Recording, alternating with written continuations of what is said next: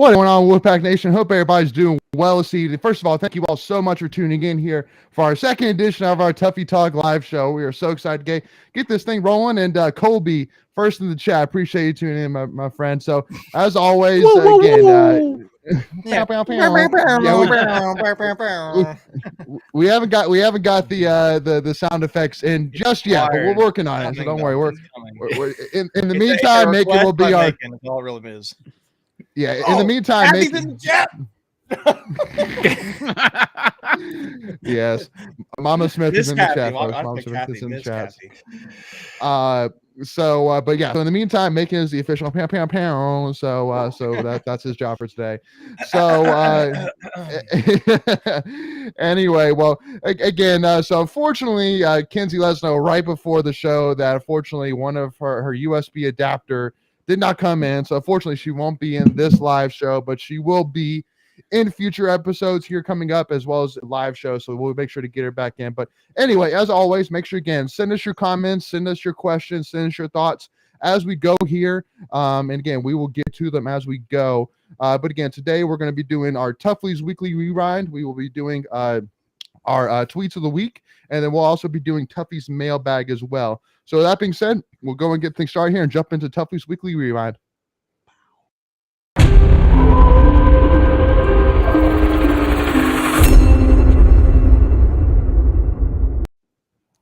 All right, so we are rolling here, and as you can see, we also got the new backgrounds now. So we're rolling here today. So jumping right into it first, obviously, I think the big thing going on right now with the NCAA tournament, as far as I know, and again, I'll need you guys to let me know because I haven't seen yet what happened with the Arizona Ole Miss game. But as far as I know, 3 out of the 4 teams that were in the first 4 in or the last 4 in are not playing anymore now, which is ironic to say the least. I mean, all I'm saying is what tournament? I don't even know what you're talking about.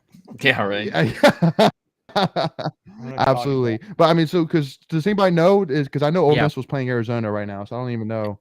It's 18-5. Yeah, 18-5 Ole Miss. So in the 8th. So oh my God, it might be safe to say that they're I think they got it, but you never know. I think they got it. Okay.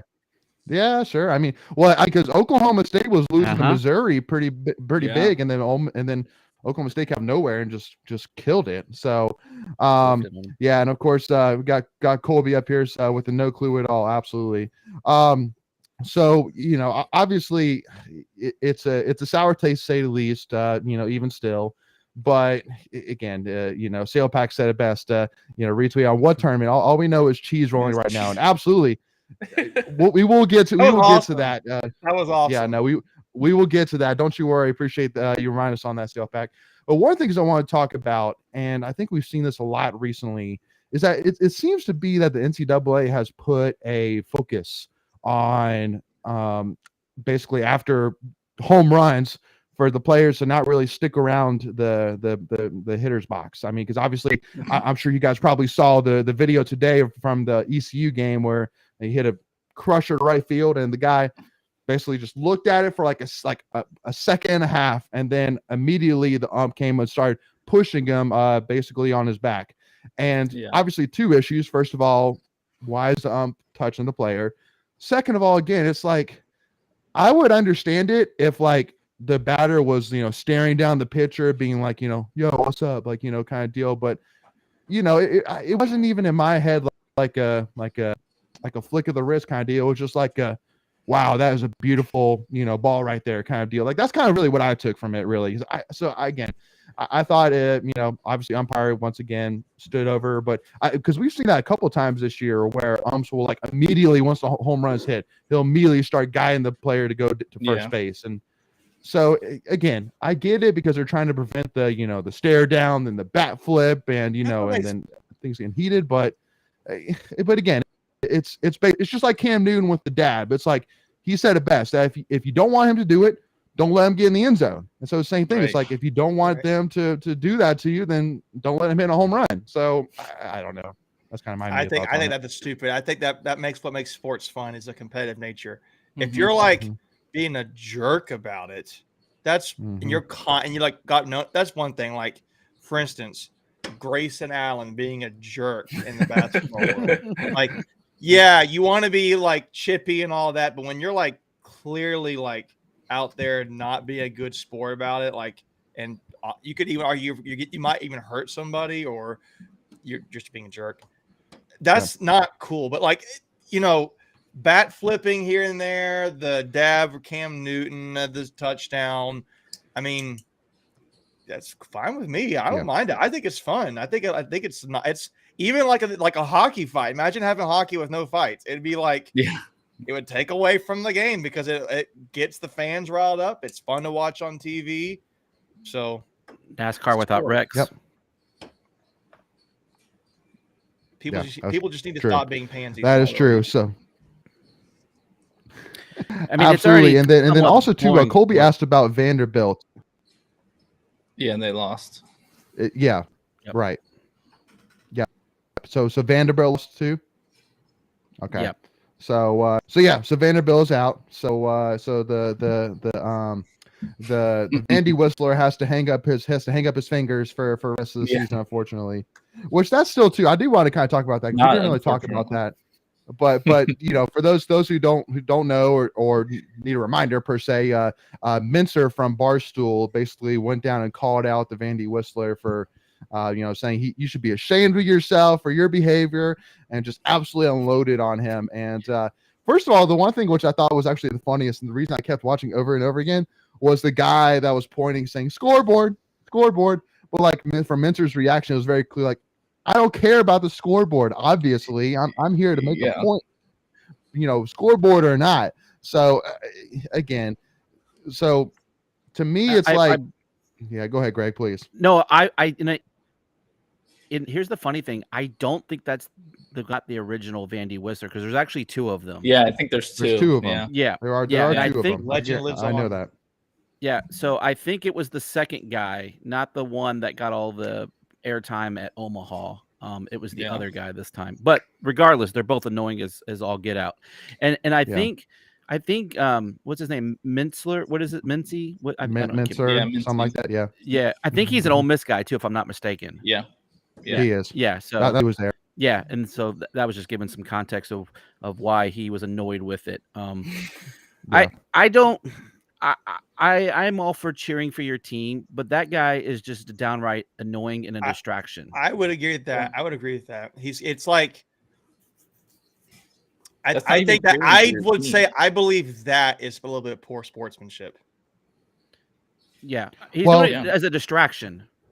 Yeah, right. But see, here's my thing though: is it's not like Vandy fans necessarily love it. Like, it's not like Vandy fans are going like, oh my gosh, I'm so excited to do this. Because somebody was saying, like, for NC State baseball, like, one of the things that we do is when we have a guy at first base and the opposing pitcher throws out at first base, we have somebody goes, not even close, and somebody was saying, well, isn't that the same thing? I'm like, absolutely not. It's not the same thing, not even close. Because that's actually achieving something in my head, because it's basically telling the opposing pitcher, if you throw to first base, we're gonna annoy the crap out of you by making the statement. Just keep that in mind. But like the Vandy, and because like, and it's after the fact. It's after the fact. It's not like he's going up for the pitch, winding up. It's like he's thrown the ball to first base already. The play's over, and then you make the comment. That's why it's partly why it's different.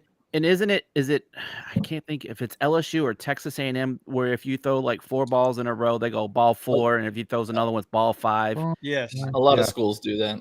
Yeah, but I think that's fine. One of the A&M was doing it last night. Yeah. So again, totally fine with that. It's not even on the same level. Just it's not. You can't even compare. You could argue the whistling thing would be almost like taking a laser and pointing at somebody's eye, trying to distract them. You could almost go on that kind of, in my opinion, you could, because then you're like basically saying you're in the game, distracting somebody during the moment, and it's like, I don't know. I mean, let me ask you this question. Could you argue, the Arizona State basketball team? Yeah, the free throws. Shooting the free throws. They have like the wall of the curtain of whatever it is, and it's always some crazy thing to distract. Or like the Duke basketball player famously, when he was playing Carolina, it was a guy, he got down into a Speedo and was doing all these funky movements.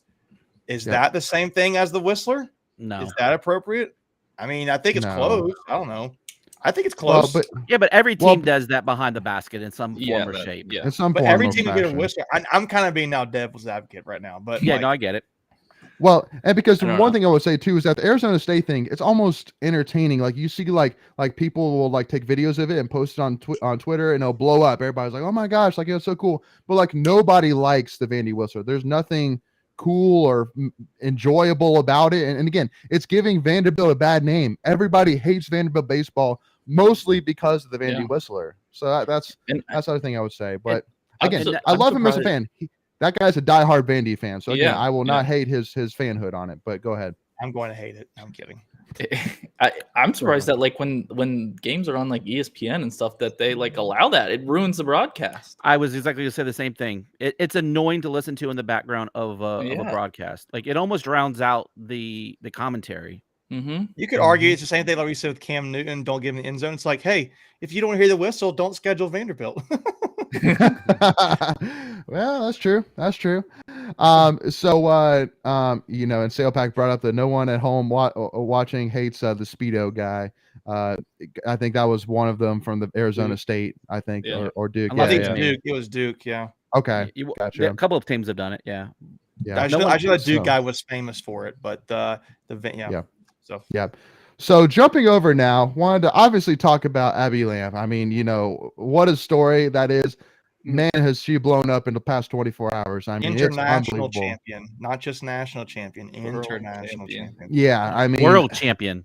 Well, and one of the things that I loved about that I watched recently was Joe Ovies and Gilio talked about it. And, you know, he basically said like, you know, that if Doran or the football team ever has any issues with the team giving effort or whatever it is, that you need to just show that tape and go, what is your excuse? Like seriously, like you have none. This girl literally threw herself down the hill just to win that looks so. I'm surprised she didn't break anything. Well, again, there's a lot of injuries. That's the thing. And I saw like a in the highlight clip, there was like one where a guy like they were literally holding his leg. I'm sure it was broken. I'm sure. Like you could snap your neck easily. Yeah. In that so easily. But do you guys know that I died chasing a piece of cheese down a hill? That sounds ridiculous. But do you guys know like the history of this thing? Like, I know it's a thing they do. It dates back 600 years. Yeah. Wow. Yeah. But what's the point of it? It's just a festival that they do there. Yeah. It's in Gloucester. But think about it. 600 years. That's older than America. Yeah. So yep. That's all you win is the wheel of cheese. That's all you win. Mm-hmm. I'm curious to see if she can even get it back through customs. Like, because you know they're very funny about things you can bring back into America. So I don't know if she can even bring her trophy home. Yeah, but allegedly she's the first woman to ever win the title from America. Really? Well, yeah. Wow. Yeah, wow, they actually have divisions. They have a men's division and a women's division. I saw someone put a tweet out that said, "Should she be recognized at halftime a football game?" Yeah, I think she will. I think so. I would. Why not? Or a statue put up for her. I said statue. I mean, you know, next to Jim Valvano. Yeah. Well, and again, just you know, it's one of those weird things that like 24 hours ago, no State fan would ever think like, I'm going to be so proud about our international champion cheese winner, you know. So, but I mean, here we are, you know. I mean, just like thrilled as can be, like you know, like there's like been these fake banners that you see that people have put together, like the sign on the side of the road. Somebody's put like 2022, you know, international cheese winner. So it's crazy how much has blown up in the past 24 hours.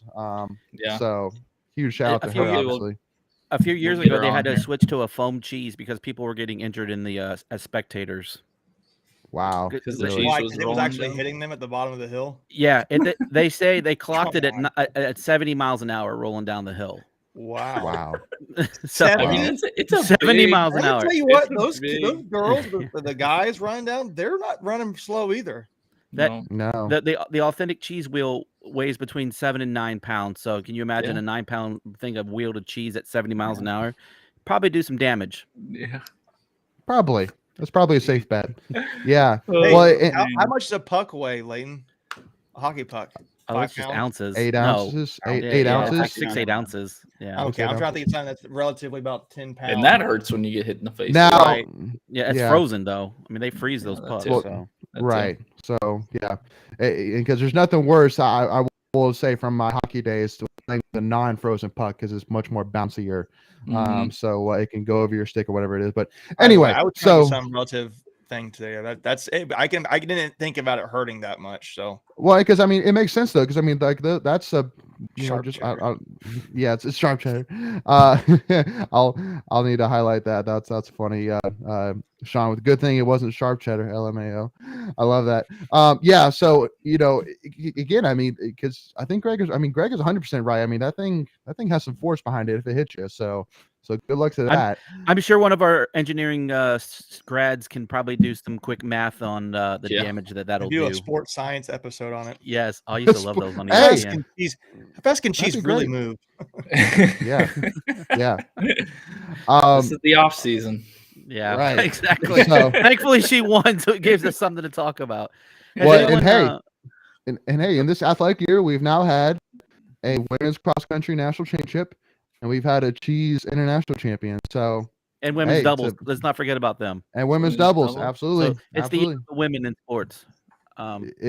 It is the year of the women in NC State athletics. I would say that, and also, I mean, yeah, it's women's basketball. You can put up there again to our first Elite Eight since years ago. So, has anyone seen the meme already out with her winning the cheese? Has anyone seen this?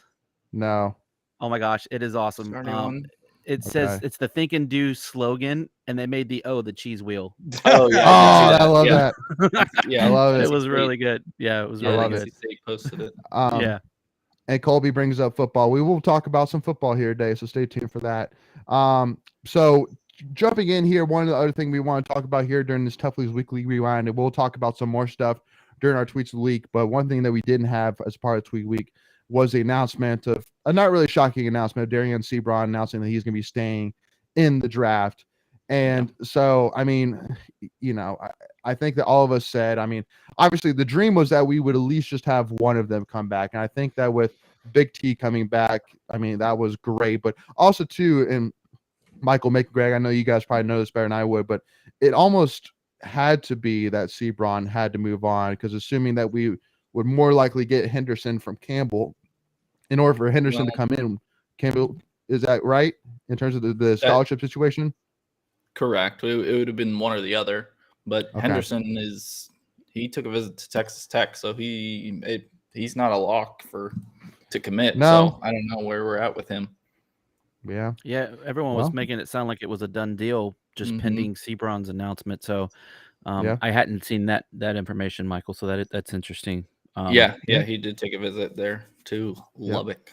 Well, just doing his due diligence. So we'll make sure it's the right fit whenever that is. So we do have the one scholarship. So we'll see what happens. They've already started their summer workouts. I've seen some videos and some I think was it you, Michael, or Macon, that posted the photo today in the workout? That was me. Yeah, it looked like DJ Burns in the background was looking pretty good shape. Yeah. He definitely. Well, we need it. Slim. We need it. We need that force down low. Making anything to add about Sebron? No, I mean, you got to think he's an older guy. I don't really know how much he would have improved his stock coming back. I mean, he could have shown he's got a shot, and that probably would have improved his stock some. But I've said beforehand, this is my personal opinion, I would be more disappointed in a guy who was barely going to get drafted and still chose to leave versus you could still come back and improve your stock and maybe be a lock for a second round pick. I get kind of disappointed with that because I feel like you're leaving an opportunity on the table. I've heard other people say they thought it was perfectly fine for him to go and do that. He's an older guy. For him 24. personally. So he's probably just tired of school and wants to go again and get a paycheck. He's still going to make good money. In fact, he really could make an NBA team. He could still. I saw that combine too. Like everybody was talking about Smith, his performance, but Sebron was not that far behind him. So he might go in the second round. I saw he was working out like last week. I'm sure he worked for other teams, but I saw he was working out for the Clippers. Yep. I don't know if it was him or Turquavian that had worked out a few weeks ago for the Nets. I can't remember who. I think both of them did. So he'll get opportunities. I'm not worried about that. So, but I just Yeah. would I like to see him come back? Yeah, but Sure. it is what it Yeah. is. No, Absolutely. but I mean, it was I think you're. expected. I Go was ahead, going to say, Macon, I think you're 100% right. Other than getting a jump shot, there really wasn't much more he was going to do at State. Yeah. That was What, his, that let was me the ask you knock. this: even if he got a jump shot with this many offensive weapons coming into the program, do you really think his numbers would have gotten better? No, because there's more. Not There's really. more mouths to feed. Mhm. He was him and Terquavian were the guys this past season. If he comes right. back, he's got to deal with him, Terquavian, Jarkel, DJ Burns, Jack Clark, Greg Gant. Casey Morcell, Greg Gant. I mean, those guys are, particularly with guys like Jarkel Joyner, who was going to be handling the ball, whereas Darion Sebron was operating as like a pseudo point guard at times. Yeah. Yeah, absolutely. So, Kenzie too points out from the chat that he was with the Pelicans today. So, Okay. good news there. They need it. I wanted to point out. He get with Jose Alvarado from Georgia Tech down there too. Yeah, that guy had a good. Duke. He had a good playoff run. Good for him. Wow. So wanted to point out Rusty's question of what's the plan for Tuffy Talk over the next 9 days? Any major sports going on? And yeah, I mean it's A lot of crying. Yeah, a lot of talking about football. That's for sure. That is almost a bet. A lot of talking about football. A lot of because man, it's going to be a heck of an off season here. All right. So with that being said, we will jump right on over here to Tuffy's tweets of the week. Here we go.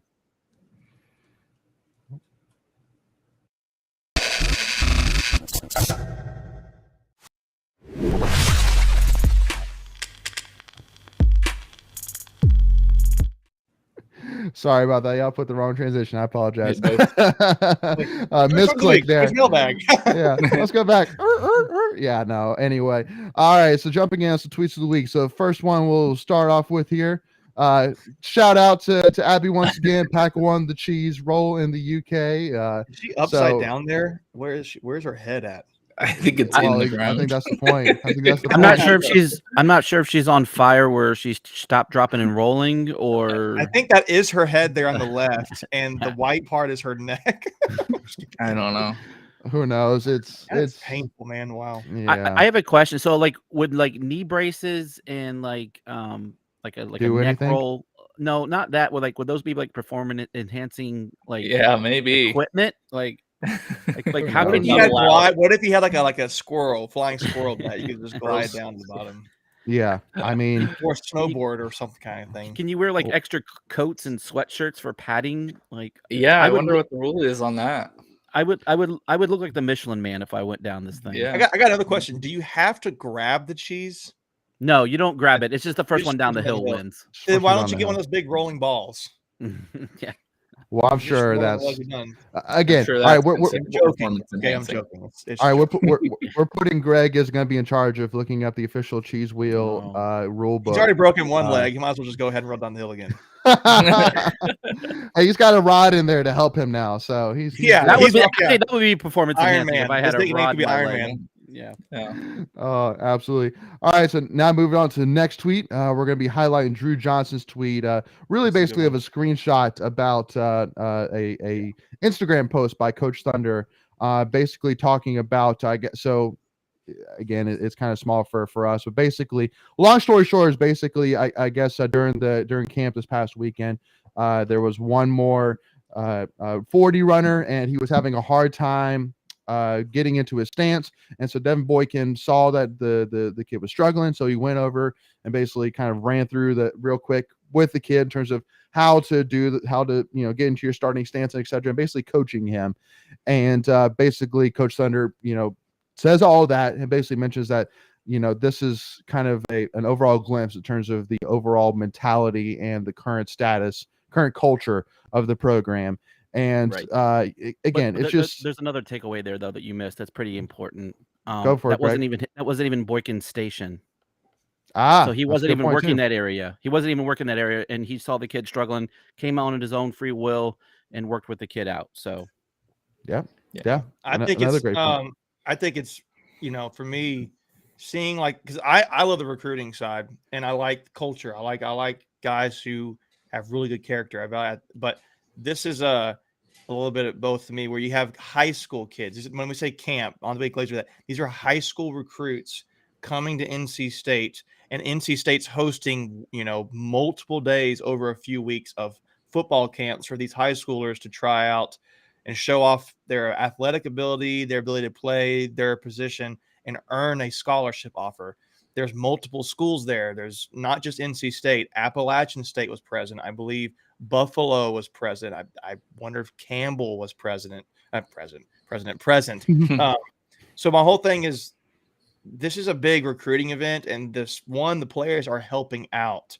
And the fact that he even was willing to do that, you got to imagine that kid's probably feeling a little uncomfortable as far as or embarrassed. He doesn't know how to do it. And this guy just comes right up along and helps him. To me, you probably don't see that a lot of programs, because there might be a lot of entitlement. I'm the football player.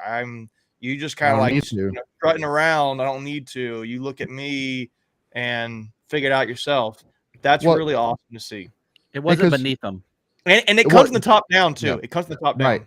Yeah. Right. Well, because on top of it too, keep in mind too that it's not necessarily kids that are trying to get recruited that come to these camps. Like myself, when I was a senior in high school, I went to NC State camp. And again, so it's not necessarily that you're trying to get recruited. It's just that, I want to be a part of the camp. I just want to get better. I was my senior year of football, and so I wanted to, just be a part of it. And so and maybe this kid was kind of one of those, that I'm not necessarily here to try and impress in the 40-yard dash. I'm just trying to not embarrass myself, just like you said. So I mean, for Devin to jump in and help, to a kid who is struggling, again, is just all that and then some. Yeah. It might be a tweet that gets glazed over for most social media posts, but I thought it was something that I think we thought it was something that was worth highlighting. Absolutely. Yeah. Well, and wanted to kind of bring in, since Kinsey again couldn't be a part of this, wanted to highlight her comment she just put out saying, I heard from multiple high schoolers that attended was that these guys are different, quote unquote, and quote unquote, they really do represent brotherhood. And I absolutely loved hearing that after.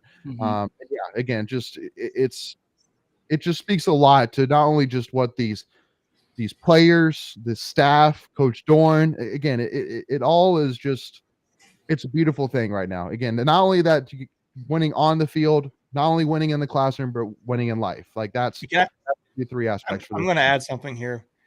I remember years ago when people were perception that Doran was not the guy. And I was like, man, I am so rooting for Dave Doran to be the guy, because he just fits culturally.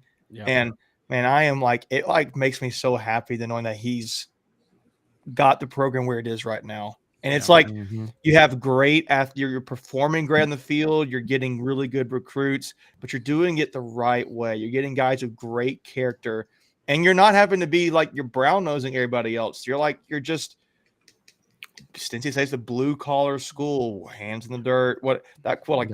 I just feel like it's all encompassing. If that's what you want to be. I feel like the only thing missing is the championships at this point. So correct me if I'm wrong, but I want to say Coach Doran at one point had quoted saying that they recruit the kid first and then the athlete after that. I want to say that I remember him saying that at some point. Yeah, and if I'm not imagining that demonstration right there by Devin Boykin sums that up right there. I mean, that's the epitome. Young guy too. Young guy. Yeah, I think he's a sophomore. He redshirt freshman or sophomore, something like that. Yeah. But so anyway, I just think that's just an awesome thing that the kid didn't do it knowing that there was a camera right there to get a picture of it. He saw a kid that needed help, jumped in selflessly, and said, "You know what, kid, let's get this together, get it straight." That kid won't ever forget that. No. Yeah, exactly right. Not. Absolutely right. Yeah, that's a story he'll have for a long time.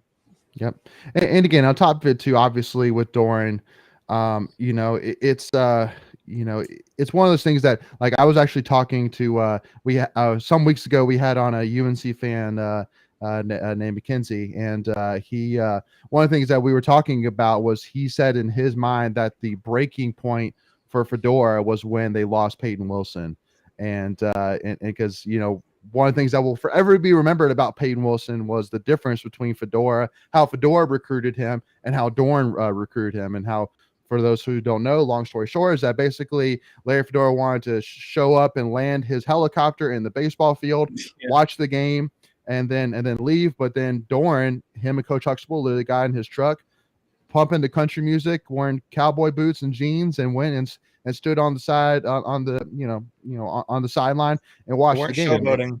You weren't showboating. Also, too, again, you're connecting because Peyton Wilson he's a country boy at heart. You know where he is.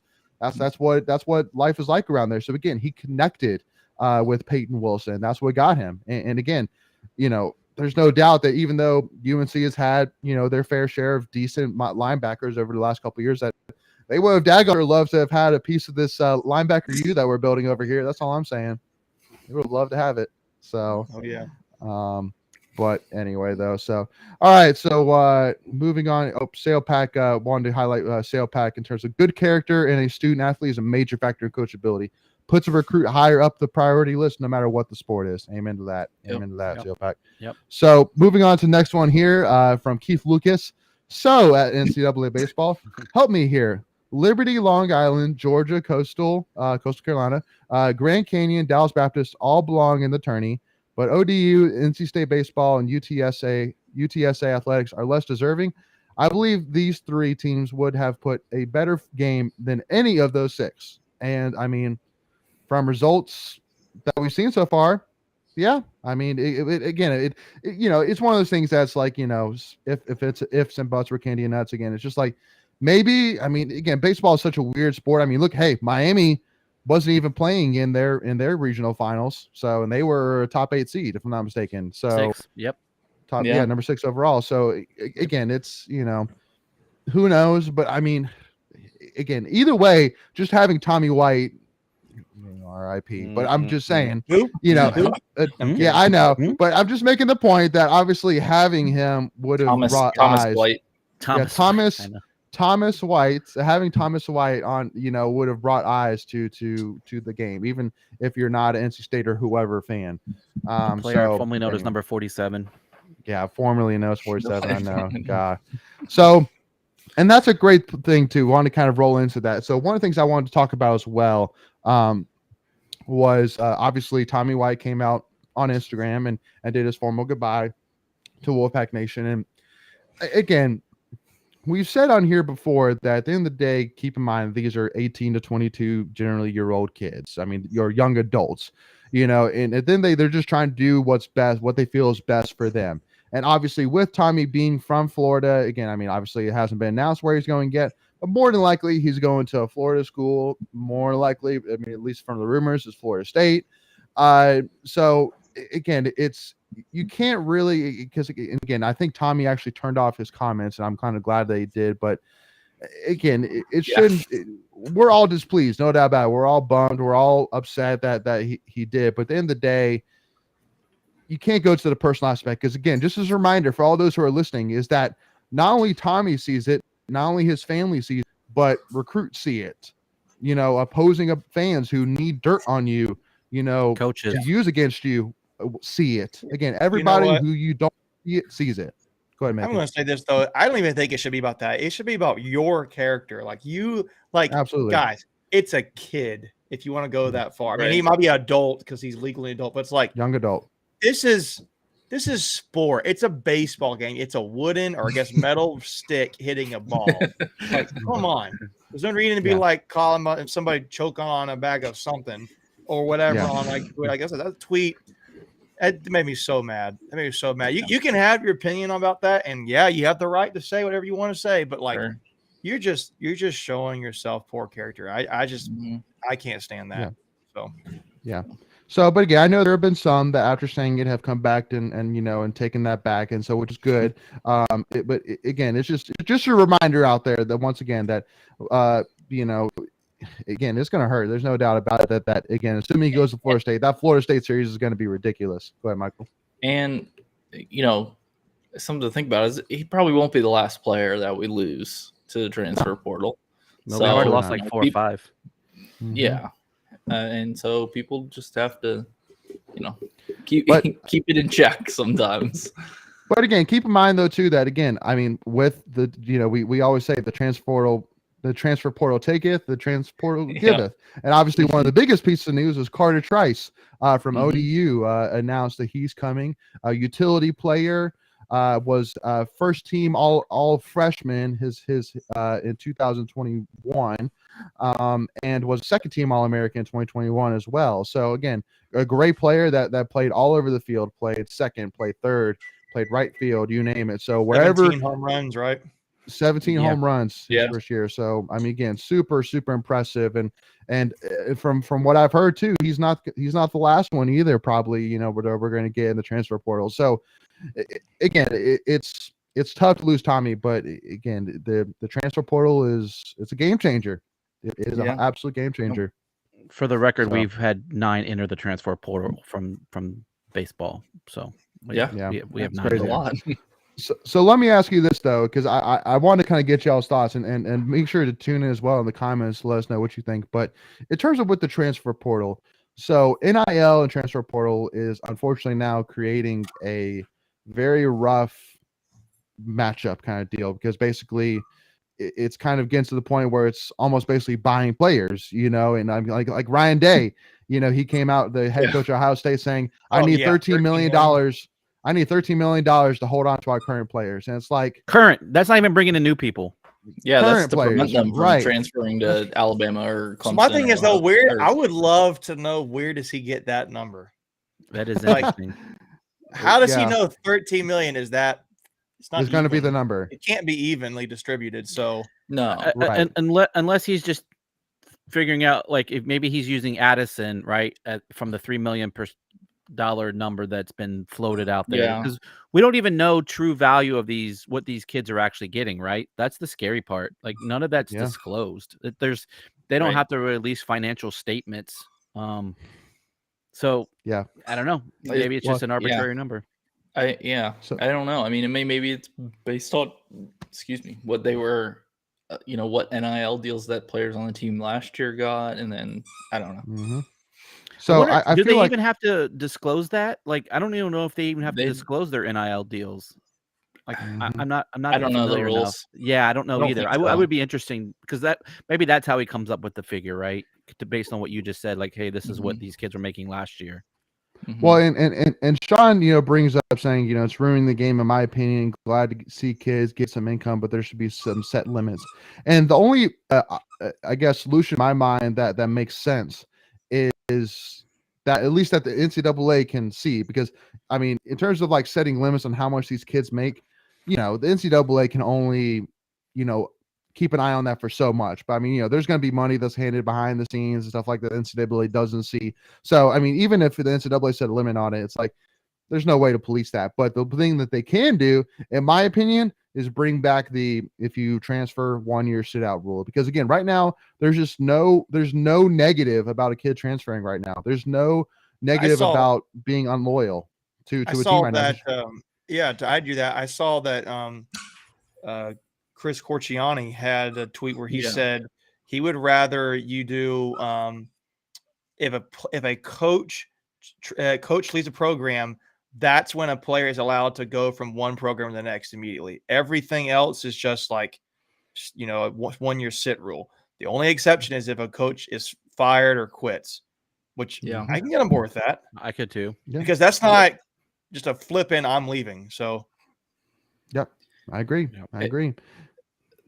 Yeah. The problem is that the Supreme Court decision last year really limited what the NCAA can do. They're scared, and they don't want to get hit with all, because when you limit what players can transfer and money they can make, that's overstepping the ruling, the antitrust ruling that the Supreme Court gave them last summer. And so I don't know what they're gonna do. So I was gonna say quick shout out Mark Simmons to you, Greg. Like, it's like wild west out there in sports right now. Go ahead, Greg.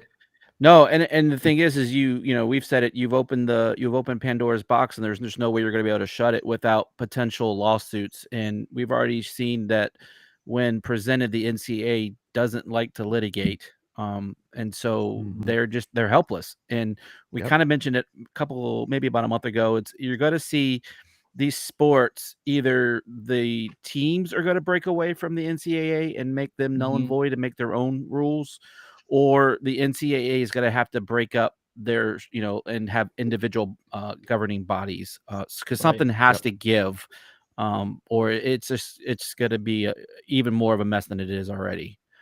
Because you can't set limits on like these quote unquote pay for plays like Texas A&M has been accused of, Miami's been accused of for football.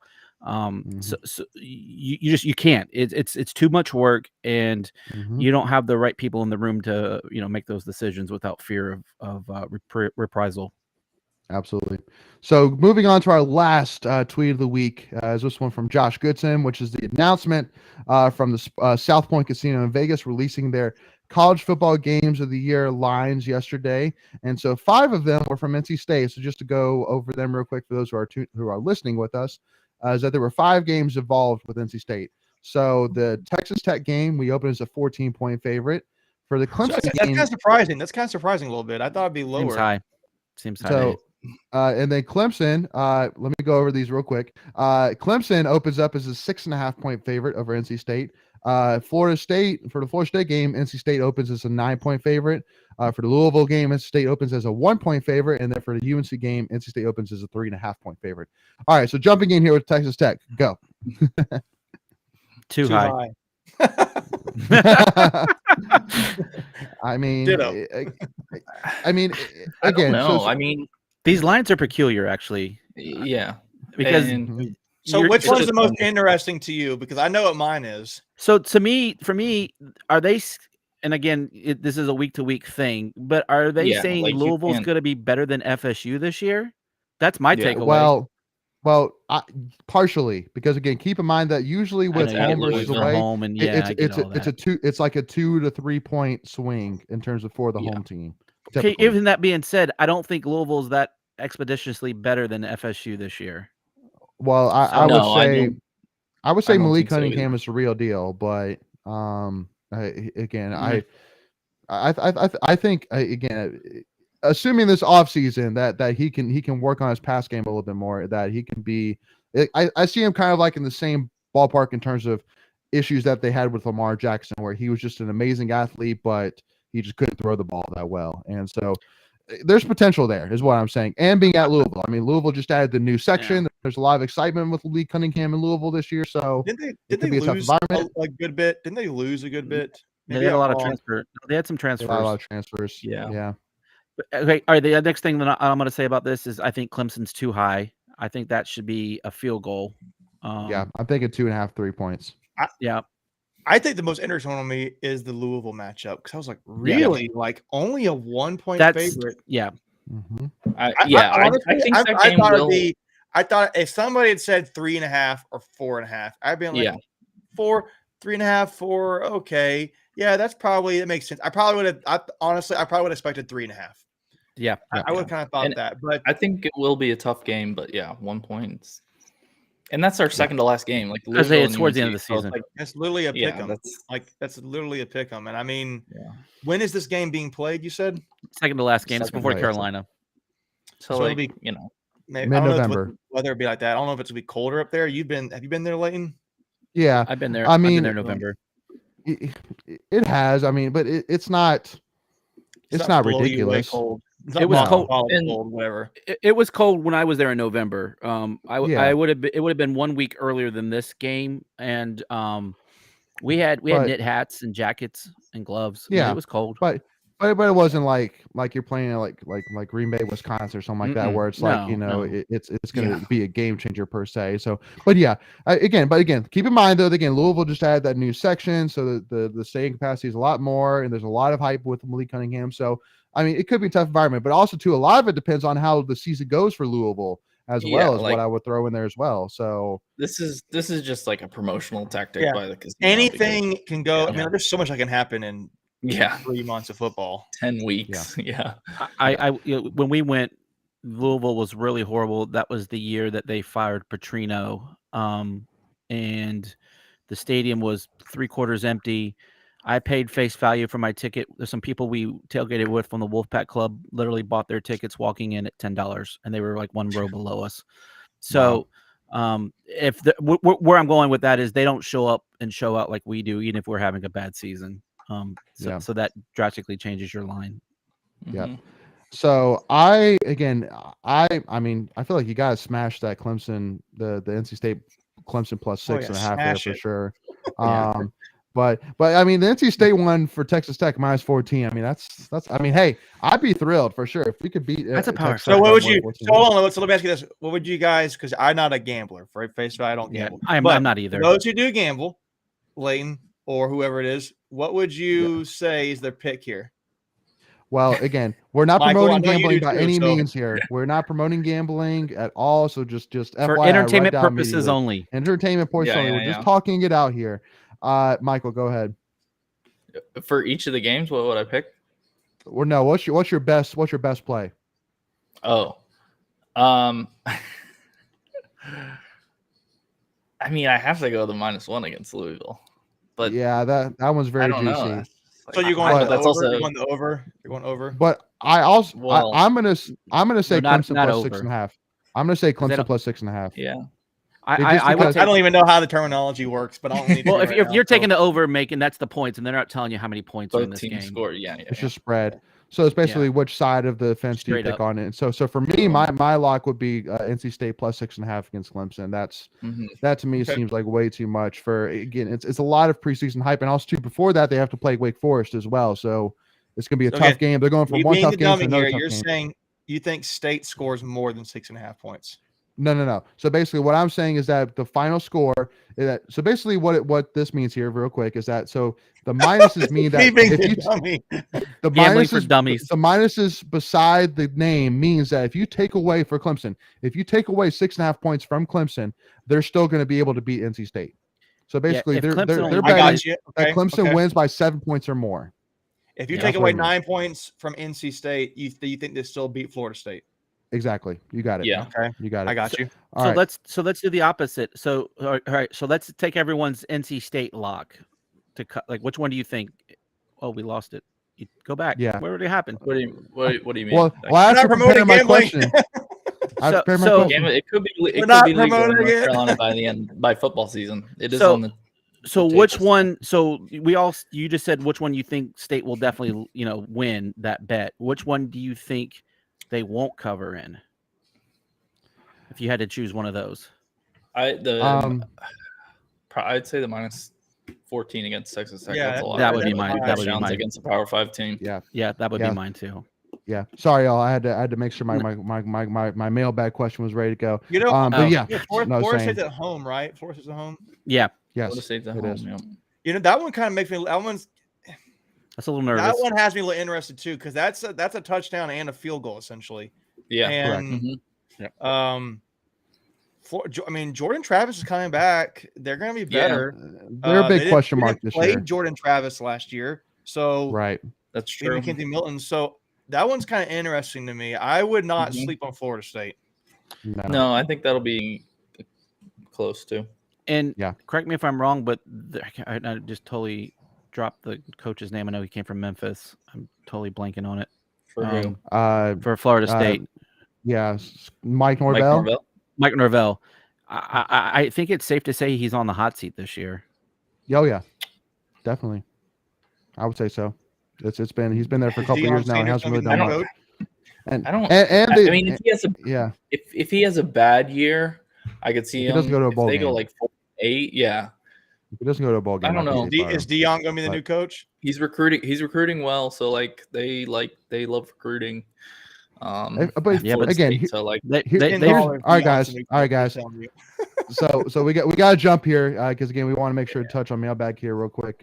But the one thing which I'll say though is I don't think Dion wants that pressure. I think he's got a beautiful life in Jackson State, so I think he'll stay right there and enjoy it.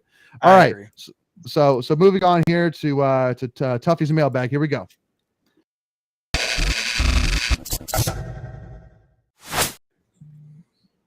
All right, so moving on here to Tuffy's mailbag. So we wanted to bring up Rusty's here. So some like hype, some don't. Is it good to have a lot of hype for the upcoming football season? I say accept and embrace it. Go Pack. And so I mean, so basically the question is, I mean, is it a good thing to have hype heading into this upcoming season for NC State? And so so who wants to jump in first? I'll let you guys. I'm curious what y'all's thoughts are on it. I'll take it.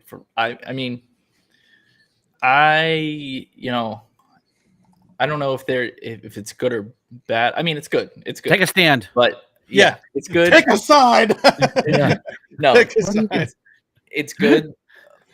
My point is, if you want to be a consistent contender, then you're always going to have hype. Clemson has hype every year. You just have to learn how to win with hype. So if that's what we want to be, then it doesn't matter if we like it or not. It'll be there if we're good enough. Well, because the thing that I like too is that even with all the hype that we're getting, we're still kind of basically like second or third right now in the ACC in terms of predictions. So it's not like they're saying, oh, NC State is going to win it this year.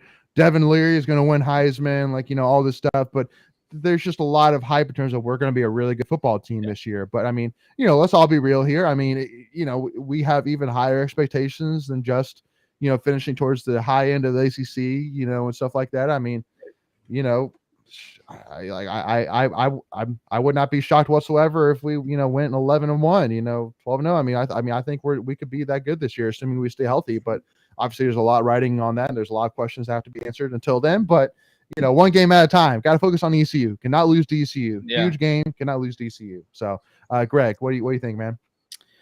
So for all of the hype, and you kind of glanced over it, for all the hype we're getting, we're still being picked about the same we were picked last year. So that in itself is kind of weird. But I think it's also partly because they're expecting big things out of the ACC, especially the Atlantic, because they've moved Clemson about where they normally are at in the 5 range, even though I think that's a little bit. Wake Forest is going to be good.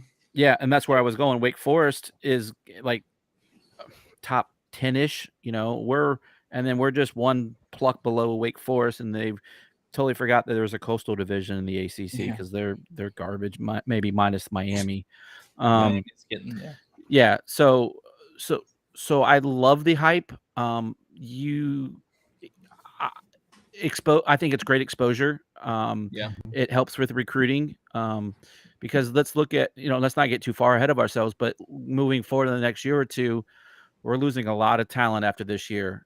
So we need the hype to get our name out there, and then we got to do something with it to maintain, that level of excitement. Yeah. Megan? I think you need to embrace it. I think if we want to be the program that we keep talking ourselves up to be, and we want to be, is that the expression is like, I think it's so great. If you want to be the man, you got to beat the man. And this is part of it. You want to be better than Clemson. You perceive yourselves better than them. You want to be better than any other, similarly tiered Big Ten program or SU. You go and beat them, and you take all of it. You let it fuel you. You go improve. I think the motivation is go and prove everybody right who believes in you, and go prove everybody wrong who doesn't. And you got to do that. And the season's coming when State can do that. And it's going to be, that's what's going to take State the next year is the season. We can embrace it. It's just, here is the opportunity. Take it. No. Amen. Absolutely. And then last mailbag question is from Gavin Walker. How are we feeling about recruiting for the football season? So great profile picture, by the way. Yeah. And for those who are listening in, it's a UNC symbol with the circle and the cross through it. So Really so Macon, I know for those who don't know, Macon he said multiple times he loves the recruiting side. So Macon, where are we at with football recruiting? I don't have any inside information. I face value. I subscribe to some of the other sites who do more of the in-depth stuff. I won't give away any major details, but obviously they had camps this past week, the last weekend at State, and they're going to continue to do so. You're going to see a lot of offers come out of those. I think already, if you look at Twitter and you follow, different football sites, you've already seen some of those offers get out. I think the question is probably because I think State's going to have a bigger class than did last year. Last year they had a pretty small class, but it was very selective. And I don't know what positions we're going to be really targeting a lot. You would think, okay, we've lost Icky. We're going to lose Grant Gibson and Chandler Zavala. So you got to think offensive line is going to be a focus. You've lost at wide receiver. You've lost Emeka. You're going to probably lose a few other guys. You got to think wide receiver might be a place they're going to focus on. You're going to lose some linebackers, although I think you've got some really good linebacking options behind those guys, like Caden Fordham, Jordan Poole, Devon Betty. We can go through all that. I think running back even. I think you've got some guys who are really good and young. I think you can see State recruit a guy or two. I think what I get most interested in, I'll at least talk about one guy I would love to see State get, and I'll just be face value, is I think he's like everybody likes seeing the 5-star, 4-star guys. If you look at recruiting profiles, I'm interested in a local kid out of Wake Forest, a wide receiver named Noah Rogers. He's a guy that everybody in the country is recruiting. And so, talent like that, you don't see a lot. I think you're seeing it more and more in the triangle. But that's the kind of guy who's sounds like he's good friends with Lex Thomas and the Thomas brothers and a few other guys on the team and whatnot. He's just going to be really hard to land. You've got to State's going to really have to work. A lot of guys like looking and leaving home. Some guys like being home. You just don't know. You got to work with personalities. But I'll tell you a guy, I'll only speak to a guy who's already committed that I'm excited about. Again, I like scoring. So this 4-star tight end, Javante Vereen, that dude is really, really good. He's not the biggest tight end in the world. But man, he's a very really good hands, really good. I think he's got some footwork. Everybody has footwork they can improve on. But he's a guy, for whatever reason, I think this class, when it's all said and done, I think he's still going to be up there as one of my favorites. So they've got a couple of guys committed already. Lex Thomas, Javante Vereen. They've got a tackle committed named Darion Rivers. So I'm excited about that. It's just been a little bit quieter lately. There's just not been a lot of usually in the summertime, you're going to see a lot of commits happen, and you're still going to see that happen, but it's not been as it's not as much quantity, I guess, as you will. Well, the one thing though, which I'll point out is Sean's comment about top recruits were not mine. NC State are winning recruits with the coaching staff, and I think that's one of the things that is great. That's great for us right now. Is again, you have all the coaching staff back. It's the same guys that you saw last year. Are back again, and also too. I mean, I think that a lot of it too, you have to really look at too. I'm sure your coaching staff are saying all of our guys, for the most part, are not necessarily wanting to leave. It's more of that. Right now, it's kind of like we have a scholarship count that we unfortunately have to meet. So it's kind of like we have to, it's a tough situation, but it's not just it's not like we're having our top guys leaving right now or transferring out. So I'm sure that's a beautiful thing as well. So we had this too. Real plug. So while we're on the recruiting side of things, I've mentioned this before. We've mentioned this before. For those who are listening, please go and talk to other fans about this. One factor that apparently has come up, and it's been mentioned apparently in some of these caravans and whatnot, is that Dave Doran has heard specifically from recruits who have not committed to State, who, again, recruited by State, chose to go somewhere else. Part of the factor was because that fans are not in the stands going into the second half or coming out of halftime. I can't remember. I'm not going to go into names, but he said there's been specific players who said, "Yeah, man, it's the stadium fans that really seem interested, coming back in out of halftime." And for some of these big time players, I mentioned, Noah Rogers, I don't know if it matters to him or not, but guys like that matters to them. It clearly has impacted recruiting, and I think fans kind of blow it off sometimes, well, give me something to cheer for. We've taught that. You got it this year. No excuses. But if you got family, friends that go to these games, please try to get them and their butts in the seats at halftime. It matters. You go to good kickoff, and the students in particular are not even in the end zone. It looks terrible. Yeah. It's something that needs to be worked on for sure. So go ahead, Greg. No, I was just add on to that. I remember, State football dropping a video on Twitter last year with a couple of the players on the bench. I don't remember which players they were, but they were like, "We need you to come back after halftime." They literally said it in the video. So it's noticed on not only by the coaches, by recruits, but current players. They play hard for that name on the front of the chest, and so we need to be out there supporting them. Absolutely. So to kind of wrap things up here, one of the things we want to do, I know Greg asked for the final 5 minutes here to touch base here on the anniversary of D-Day. So Greg, I'll hand it over to you to wrap this thing up. Yeah, so today is the 78th anniversary of the landing of D-Day. America's Greatest Generation stormed the beaches there in Normandy. And there is a NC State connection that I just kind of wanted to touch base about. Tim Peeler, the great oracle and I guess unofficial historian of all things NC State, wrote an article a couple of years ago, and it was posted on the NC State page. But it's about General William Carey Lee, who went to State. He played football and baseball. He also went to Wake Forest, and he is he's the architect, if you will, of the modern day paratrooper. And he was the one that taught all of those brave men how to jump out of airplanes, perfectly good airplanes at that, in their invasion of Normandy. And so I just wanted to take a minute to recognize him as a great American. And unfortunately, due to health reasons, he didn't get to jump with his men. He had to listen back home in Dunn, North Carolina, as we did the invasion. But Wow. if anyone has lived in Lee Residence Hall, that is named after him. So for anyone that is very familiar with that hall, that was named after him. And he's got a museum in Dunn, North Carolina. So if you're ever looking for something to do on the weekend, just make a trip over to Dunn. You can learn more about him. But I just wanted to recognize him as a great American and all that gave the ultimate sacrifice there on D-Day 78 years ago. It's important that we keep their stories alive. As you know, we don't probably have very many left because those guys would be approaching 100.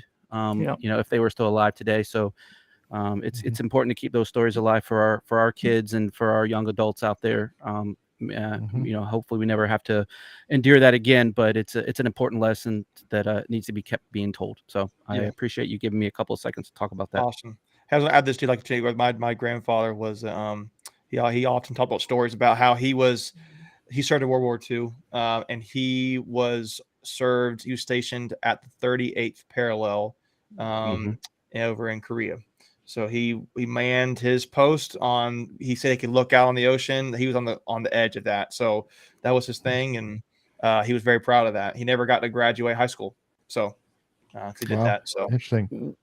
I'll share two quick World War II stories. My best friend, her grandpa was a radioman. In fact, that's what I did in the Navy. So it was communications. He has, and I've seen it, and it's amazing. He has an original teletype message about the invasion of Pearl Harbor. It's a priceless piece of history that that they've passed down in their family. So I think that's really cool.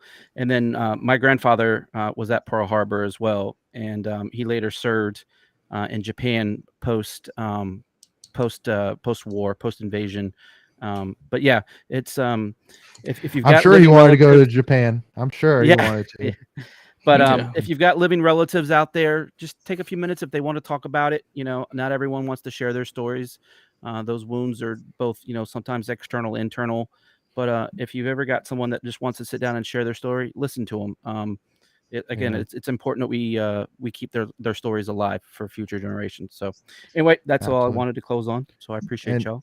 Great. And stuff. to kind of wrap it up too, obviously want to take this moment as well and thank all of our current men and women in the military. Thank our veterans as well as you, Greg. Thank you for your service as well, my friend. Yeah, man. And so again, thank you all. But thank you all again for listening. Again, I hope you all enjoyed this episode. And again, make sure again. Well, it's not even an episode. It's our Tuffy Talk Live show. Again, I'm sorry. I'm getting my scripts in my head mixed up. But thank you all for tuning in for the second edition of the Tuffy Talk Live show. Again, make sure to share this with your friends and your family. Again, just kind of get the word out there. We're trying to grow this that way more and more NC State fans can join in on the conversation here, so we continue to grow this thing. And also, I want to make a note too that we haven't had any barrels from making this today. So I guess that will come from an actual sound effect hopefully next week. So but yeah, anyway, well, thank you all so much again for tuning in. Make sure if you haven't already, hit that like button so that way this video will get in front of more NC State fans. Also too, if you wouldn't mind hitting that subscribe button as well, as we got some exciting episodes coming up this week. For those who are tuned in from the newsletter, you know what episodes are coming up this week. And I can tell you that we have a couple more coming up for the next couple weeks that you will not want to miss out on. So make sure you don't do that. hit that subscribe button, which is free to do, and it really helps support us as well. And also to give us a follow, Tuffy Talk Now on Twitter and Instagram. But thank you all so much for tuning in. And hey, as always, go Pack, y'all. We'll see y'all.